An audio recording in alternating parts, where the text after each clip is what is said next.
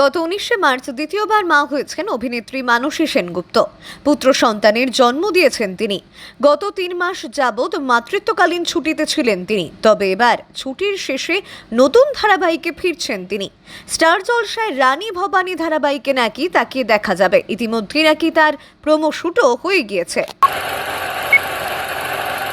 বাংলা ধারাবাহিকের পর হিন্দি ধারাবাহিকেও অভিনয় করে মন জয় করেছেন অভিনেতা কুশল আহুজা। সদ্য শেষ হয়েছে লীলা গঙ্গোপাধ্যায়ের হিন্দি ধারাবাহিক ঝনকের কাজ। গুঞ্জন শোনা যাচ্ছে এই ধারাবাহিকের কাজ শেষ হতে না হতেই ফের এক হিন্দি ধারাবাহিকে কাজ করার কথা ভাবছেন কুশল। তাহলে কি আর অভিনেতা টলিপাড়ায় কাজ করবেন না? যদিও এই বিষয়ে কিছু জানাননি অভিনেতা।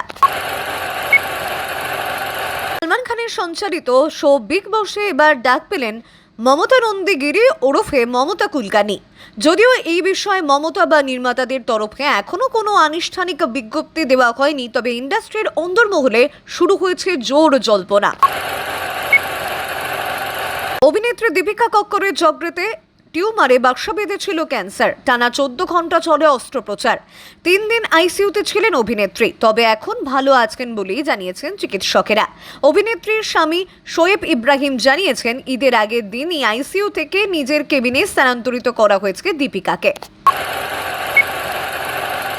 আগামী 9 জুন নরেন্দ্র মোদী সরকারের 11 বছরের পূর্তি হবে। ইতিমধ্যেই জাপানকে টপকে বিশ্বের 4র্থ বৃহত্তম অর্থনীতির দেশ হিসেবে উঠে এসেছে ভারত। অন্যদিকে পহেলগাঁওয়ে জঙ্গি হামলায় অপারেশন সিন্দুরের বার্তা জানির সবাই। এই আবহে মোদী সরকারের ভূয়সী প্রশংসা করলেন হিনা খান। তিনি বলেন, মোদী তো আসল কারিগর। आप देख रहे हैं न्यूज़ UNI।